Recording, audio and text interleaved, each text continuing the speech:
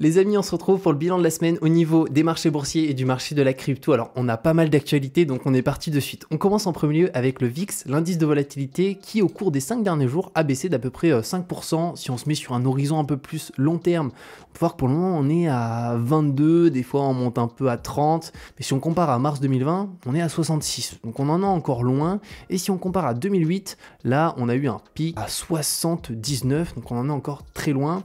Dans mon cas, le meilleur investissement que j'ai fait au niveau des indices, c'était en mars 2020, lorsque j'ai commencé à investir. Donc personnellement, je préfère que le VIX monte très très haut. Ça signifie qu'il y a vraiment une panique sur les marchés et qu'on est dans un réel crash, parce qu'en réalité, là, on a le marché qui corrige depuis le début de l'année, voire même un peu plus, mais c'est pas non plus trop inquiétant, je trouve. Donc ça, c'est concernant le VIX. Ensuite, le S&P 500, au cours des 5 derniers jours, on est sur une petite hausse de 1,82%, et du coup, le S&P sur un an, voilà, moins 9%, c'est pas déconnant. Si on se met sur 5 ans, 62%. Donc des fois, il faut aussi essayer de prendre du recul parce que, encore une fois, c'est une correction, on parle pas d'un crash énorme. Mars 2020, bon là, on avait le VIX, alors c'était un petit peu plus loin, mars c'était ici, alors le VIX était au plus haut au niveau du 20, et là, on a eu vraiment la belle descente aux enfers, mais ça a été aussi de très très belles opportunités.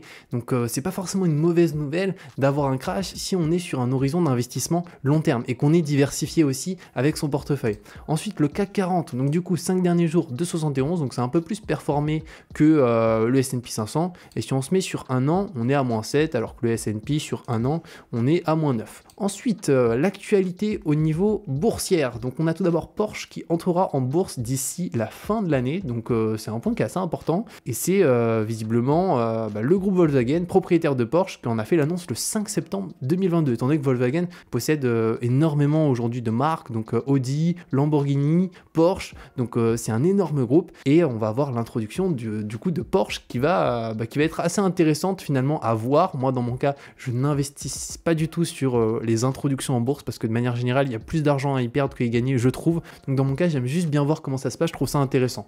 Ensuite, on passe à Microsoft qui a investi dans les Dark Kitchen de Travis Kalanick. Alors, c'est qui Travis Kalanick? C'est le fondateur d'Uber qui a réussi à convaincre Microsoft d'investir dans son nouveau business, et c'est quand même un très très gros business. D'ailleurs, je ne sais pas si vous connaissez le youtubeur Fast Good Cuisine qui a aussi des Dark Kitchen partout en France, qui a lancé, alors il me semble que c'est du poulet épicé, et franchement, ça marche hyper bien, et c'est quelque chose qui se développe de plus en plus pour les restaurants, c'est d'avoir des Dark Kitchen et du coup de faire que de la livraison.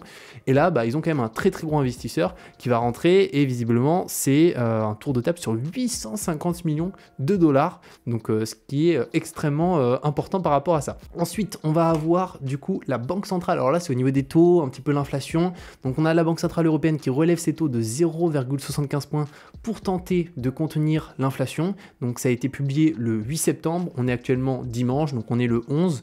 Et ici, une note assez importante, une décision destinée à contrer la flambée de l'inflation en zone euro. La Banque centrale européenne donc relève les taux, et ce qui est assez intéressant, c'est ce qui a été indiqué ici. La BCE a également déclaré que l'inflation en zone euro resterait beaucoup trop forte sur une période prolongée. Donc l'inflation, c'est pas terminé, mais bon, ça je pense que tout le monde s'en doute, et l'institution a relevé ses prévisions de hausse de prix pour 2022 et 2023 sur fond de flambée des prix de l'énergie liée à la guerre en Ukraine. Elle s'attend désormais à une inflation de 8,1% en 2022 contre 6,8% en juin, et pour 2023 et 2024, elle prévoit respectivement 5,5% et 2,3%, toujours au-dessus de l'objectif de 2%. Parce que l'objectif de la Banque centrale, c'est 2% d'inflation, parce que c'est une économie qui tourne, c'est une économie qui fonctionne. Mais là, pour le moment, visiblement, ça va être très compliqué. Donc il faut s'attendre à avoir des prix qui continuent finalement d'augmenter et de se maintenir, en espérant que petit à petit, il y ait des solutions au niveau finalement de l'augmentation des taux. En même temps, si on augmente trop les taux, on risque d'augmenter le chômage, on risque finalement aussi de ne pas faire en sorte que la croissance soit assez forte.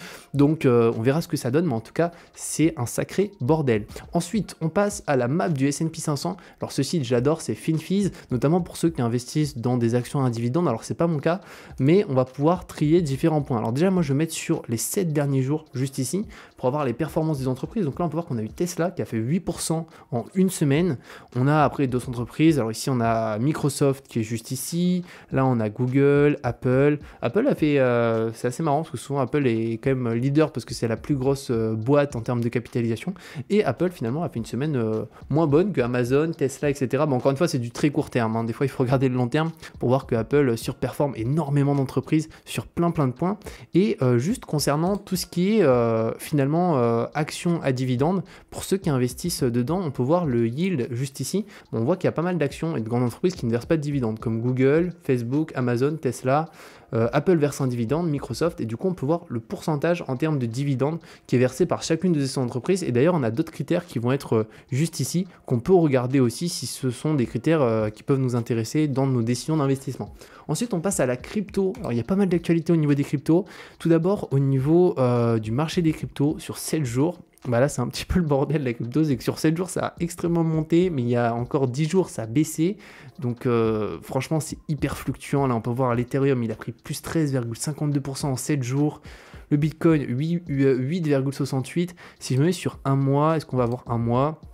Alors sur un mois, moins 10, sur un mois, moins 6. Donc en une semaine, ça a pris plus que 10 sur l'Ethereum, mais on peut voir que sur un mois, on est toujours en bear market. Je pense qu'on peut dire bear market pour les cryptos, parce que quand même, je crois qu'on est à moins 70% depuis le plus haut, ou moins 80% sur le Bitcoin, et sur après toutes les petites cryptos, Solana, Avax, etc., c'est encore pire. Donc là, on peut vraiment parler d'un marché pas mal baissier à ce niveau-là, mais encore une fois, pour les investisseurs long terme, il y a des opportunités à saisir sur certaines cryptos. Dans mon cas, moi j'investis exclusivement sur le Bitcoin et l'Ethereum. Je fais du DCA très simple. J'investis pas de gros montants parce que la crypto, j'y crois, mais d'un autre côté, ça peut être très vite régulé et je pense que ça peut avoir un gros impact sur les marchés lorsqu'il y a des régulations. Mais d'un côté, il y a de très gros acteurs, très grosses entreprises qui rentrent sur le marché de la crypto. Donc d'un côté, je trouve ça quand même intéressant. Donc moi, juste deux cryptos, Bitcoin, Ethereum, et comme vous savez, j'utilise Binance pour ça et Nexo pour le lending crypto.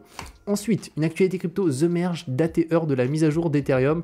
Alors on va avoir finalement l'Ethereum qui va passer de la Proof of Work à la Proof of Stake, et c'est dans 3 jours, 8 heures et 5 minutes. Et c'est quand même un élément hyper important parce qu'il me semble que ça fait, je crois, 4 ans, ou voire même plus, qu'ils annoncent finalement passer à Ethereum 2.0, de faire cette très grosse mise à jour. Et du coup, on verra ce que ça donne, et ça va permettre de réduire surtout la consommation d'énergie du protocole et de cette blockchain, parce que ça consomme énormément d'énergie. Donc là, on peut le voir, on estime qu'Ethereum diminuera sa consommation d'électricité de plus de 99%. Donc c'est stratosphérique à ce niveau-là. Et je ne sais pas si c'est indiqué ici, mais j'avais vu un site où globalement la consommation du réseau Ethereum, c'était la consommation d'un pays, d'un énorme pays, je ne sais plus c'était lequel, mais ça montre à quel point finalement le réseau consomme énormément. Donc c'est vraiment une bonne chose. Après, à voir ce que ça va donner. Est-ce que ça va faire monter l'Ethereum ou pas? On verra ça d'ici à peu près 3 jours. Ensuite, on a Ford qui fait chauffer le moteur et démarre dans le métaverse. Alors, c'est assez improbable à première vue, mais en réalité, on a pas mal d'entreprises comme Renault, Nissan, Toyota, Hyundai qui ont déjà annoncé se lancer dans l'univers du Web3, et des marques de luxe aussi comme Lamborghini et Bentley qui ont déjà leur collection de NFT. Donc finalement, à première vue, ça paraît étonnant, mais en réalité, on a déjà de nombreuses grosses entreprises qui se sont lancées dans le Web3 et ce qui souhaitent proposer donc des NFT, des vêtements Ford et de la VR. Ford a pour objectif de créer des illustrations du texte, de l'audio et de la vidéo pour présenter ses voitures, SUV et autres camionnettes utilisées aux USA. Donc pourquoi pas, pareil, on peut voir quand même que la crypto, il se passe énormément de choses. Au niveau des actualités, j'en prends qu'une petite partie parce qu'en fait, sinon, les vidéos dureraient des heures parce qu'il se passe des trucs tous les jours. Et ça, c'est quand même hyper intéressant, c'est de voir que c'est vraiment un monde qui se crée. Et c'est hyper cool de voir que ça va vite et que plein de personnes se lancent dans des créations, dans des réseaux, dans plein de choses. Donc moi je trouve ça passionnant, mais après je suis pas trop un gros investisseur des cryptos, mais j'aime bien l'approche. Ensuite, le jeton Luna 2.0 gagne plus de 200% en 24 heures. Alors je montre plus cette page ici pour dire qu'il faut pas oublier de faire attention, parce que on peut voir des perfs notamment sur CoinMarketCap, je vais y arriver, sur la page d'accueil avec des performances de certaines cryptos qui sont assez énormes, mais encore une fois, si on se met sur le Luna, toujours avoir une vision long terme. Alors si je me mets sur le classique ici, alors déjà on peut voir que sur 24 heures on est à moins 12, mais sur un mois, effectivement, il me semble que là on est à plus de 200% sur un mois, donc avec des gros volumes et tout, mais en réalité, si on prend un petit peu plus une vision long terme, voilà, le truc est mort quoi. Mais il y en a qui se disent c'est peut-être l'opportunité, ça va remonter et là jackpot. Donc si vous souhaitez investir sur ce genre de choses, sachez que là c'est vraiment hyper risqué et finalement vous jouez un peu à la roulette russe. Après si vous voulez mettre 2 euros, 3 euros, 10 euros, pourquoi pas hein. Mais voilà. Si on prend une vision long terme, on voit très bien que le truc est complètement décédé et peut-être qu'il remontera, mais encore une fois, c'est un pari sur l'avenir, en sachant que là c'est Terra Classic. On a aussi l'autre qui a été lancé du coup juste après, qui est le Terra Luna, celui-ci, donc qui est à 5,60 $. Si on se met sur un mois, bah là lui il y a eu un énorme pump, on peut voir on est passé de 2 $ à 5 $. Encore une fois, faut quand même faire gaffe parce que là on peut voir ça exploser d'un seul coup, ça peut redescendre aussi très vite. Donc faut faire attention, faites gaffe à ça les amis, parce que voilà, il y a quand même un risque par rapport à ce type de crypto, toutes les cryptos de manière générale et même en bourse. Mais c'est vrai que là quand on voit une crypto qui en une journée a fait un plus de 100%, il faut se méfier. Ensuite, deux petits commentaires. Un commentaire d'Iliès. Bonsoir. Est-ce qu'il y a des personnes qui rencontrent un problème pour passer un ordre pour l'achat d'un ETF sur Boursorama Bank? J'ai un message qui s'affiche. Le montant minimum pour un achat est de 100 €. Message qui continue de s'afficher même si la condition est respectée. Alors c'est normal Iliès parce que sur Boursorama maintenant le minimum c'est 100 € pour exécuter un ordre. Donc si tu veux acheter un ETF qui coûte 40 €, bah tu vas être obligé d'en acheter 3 pour finalement que l'ordre s'exécute. C'était pas le cas avant, mais ça fait maintenant quelques mois où finalement ils ont limité les ordres à 100 € minimum. Ensuite on a un deuxième commentaire que j'ai pris aussi rapidement juste avant de faire la vidéo. Si on vit chez ses parents et qu'on ne paie pas d'impôts directement, il faut quand même le déclarer. Alors ça c'était par rapport à l'ouverture de comptes étrangers comme Trade Republic, DeGiro, Interactive Broker. Et oui, si c'est des comptes étrangers, peu importe si on paye des impôts ou on ne paie pas d'impôts ou autre, en France, il faut, si tu résides en France et peut-être même dans beaucoup d'autres pays, il faut que tu déclares finalement sur ta fiche d'imposition ou sur la fiche d'impôt des parents si tu n'as pas de fiche d'imposition que tu as bien un compte ouvert à l'étranger. C'est pas très compliqué, il y a une vidéo sur la chaîne où je te montre comment faire, mais c'est un point qui est important. Donc voilà les amis par rapport à ce bilan de la semaine au niveau des marchés boursiers et des marchés de la crypto. J'espère que ça vous a plu. Je vous mets deux autres vidéos sur la chaîne que j'ai postées il y a récemment. Donc il y a une vidéo sur comment acheter un ETF S&P 500 sur Boursorama et juste en bas je vous mets mon avis sur Nexo. Prenez soin de vous et à bientôt. Ciao!